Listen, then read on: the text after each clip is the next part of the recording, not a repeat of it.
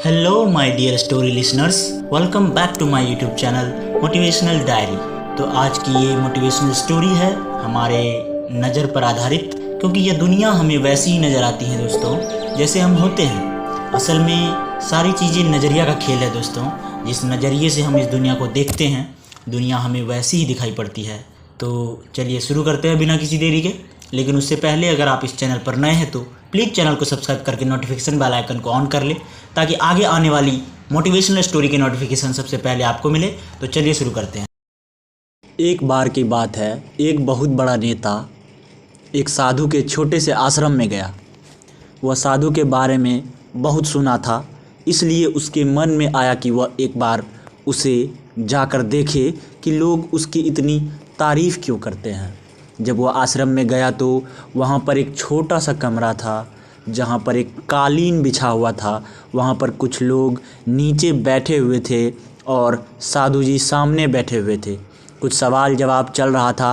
वह नेता उस आश्रम में आया और उस नेता के साथ 4 बॉडीगार्ड भी थे।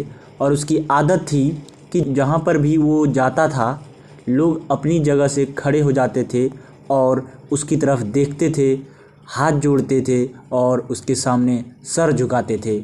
लेकिन उसे यहाँ पर ऐसा कुछ भी देखने को नहीं मिला एवं साधु व्यस्त होने के कारण वह उसकी तरफ देखे तक नहीं। इसलिए नेता को लगा कि यह मेरी बेइज्जती है और वह इस बात से गुस्सा हो गया।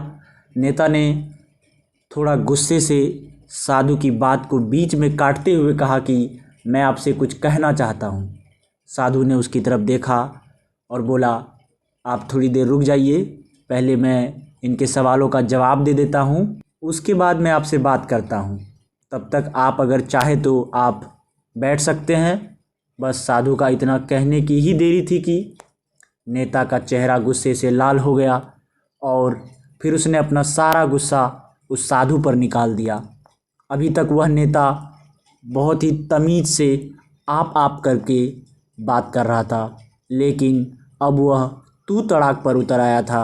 नेता ने उस साधु को कहा, तुझे पता भी है कि मैं कौन हूँ और तू किससे बात कर रहा है?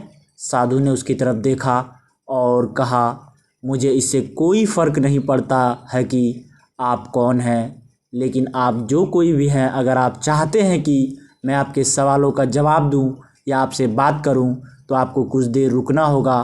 और साधु के यह कहते ही नेता गुस्से से पागल हो गया और वहीं सबके सामने चीखने चिल्लाने लगा, अब मैं तुझे तेरी असली औकात दिखाऊंगा। तूने मुझसे पंगा लेकर के ठीक नहीं किया, तुझे पता भी है मैं तेरे बारे में क्या सोचता हूँ। साधु ने फिर से नेता की तरफ एक बार देखा और बड़े ही प्रेम से कहा कि मुझे इससे कोई फ़र्क नहीं पड़ता कि आप मेरे बारे में क्या सोचते हैं, आप जो चाहे वह मेरे बारे में सोच सकते हैं। फिर नेता ने उसे कहा कि तू सुनना चाहता है या नहीं, लेकिन मैं तुझे यही सब के सामने बताऊंगा कि मैं तेरे बारे में क्या सोचता हूँ। तू कोई साधु नहीं है, तू एक बहुत ही घटिया इंसान है, तू एक ढोंगी है, पाखंडी है और यहाँ पर जितने भी लोग बैठे हैं उन सब को तुम बेवकूफ़ बना रहे हो। तेरा बस एक ही मकसद है कि इन लोगों की जेब में जितना भी पैसा है वह सब तेरे पास में आ जाए। तू अपने फ़ायदे के लिए इन लोगों का इस्तेमाल कर रहा है और अब मैं तुझे नहीं छोड़ने वाला, पूरी दुनिया के सामने तेरा पर्दाफाश करके रहूँगा। लेकिन उसके इतना बोलने के बाद भी हल्की सी मुस्कान उस साधु के चेहरे पर बनी ही रही। यह देखकर वह और भी तिलमिला उठा और उसने कहा, अब बहुत हो गया, अब मैं यहाँ 1 मिनट भी नहीं रुकने वाला, लेकिन अभी भी तेरे पास मौका है। अगर मुझसे माफ़ी मांगनी है तो मांग ले, या मुझे कुछ कहना है तो कह सकते हो। इतना सब होने के बाद भी साधु के चेहरे पर एक मुस्कान था और वह बिल्कुल शांत था। फिर उन्होंने अपनी आंखें बंद करी और फिर साधु ने अपनी आंखें खोली और उसके सामने हाथ जोड़े और कहा कि मुझे आपसे कोई गिला शिकवा नहीं है, आपके लिए मेरे मन में कोई भी गलत ख्याल नहीं है। जो भी मेरे बारे में आपने कहा वह आपकी अपनी सोच थी, तो मुझे आप में कोई भी बुराई नज़र नहीं आती। मुझे आप बहुत ही भले इंसान लग रहे हैं। और साधु के इतना कहते ही नेताजी का दिमाग 7वें आसमान पर पहुंच गया। उसके चेहरे पर एक अजीब सी खुशी थी, क्योंकि उस साधु ने वही कहा जो बाकी सब लोग उस नेता को कहते थे। और वह खुशी खुशी आश्रम से अपने घर की तरफ चला गया और जा कर के अपने पिताजी के साथ में बैठ गया। उसके पिताजी ध्यान में थे।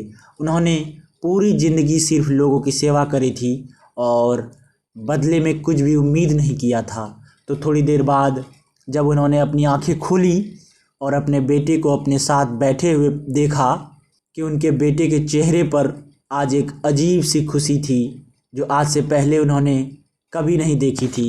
फिर उन्होंने एक एक करके सब कुछ बताया कि आज क्या हुआ, किस तरह वह सेवा आश्रम गया और वहाँ पर क्या हुआ, उसने साधु से क्या कहा और साधु जी ने क्या कहा। जब उसके पिताजी ने पूरी बात सुनी तो थोड़ा रुक कर मुस्कुराए और अपने बेटे को देख कर के बोले कि उन्होंने तुम्हारी तारीफ़ नहीं करी, क्योंकि उन्होंने वह नहीं कहा कि जो तुम हो, उन्होंने वो कहा जो वह खुद है। और तुमने जो भी कुछ उनको कहा वह नहीं कहा कि जो वह है, बल्कि तुमने वो कहा जो तुम खुद हो। यही बात वेदों में भी कही गई है, यथा दृष्टि तथा सृष्टि। यह दुनिया तुम्हें वैसी नहीं दिखती जैसी यह दुनिया है। यह दुनिया तुम्हें वैसी दिखती है जैसे तुम खुद हो। जिसकी नज़र जैसी है उसके लिए यह दुनिया ही वैसी है। तो अगर तुम अपनी दुनिया को बदलना चाहते हो तो उसका सिर्फ एक ही तरीका है, वह है तुम्हें अपना नज़र को बदलना होगा। तो इसलिए अपनी नज़र को बदलो, ये दुनिया तुम्हारे लिए अपने आप बदल जाए। आई होप ये वीडियो आपको पसंद आई हो। अगर ये वीडियो अच्छी लगी है तो please do like, comment and subscribe.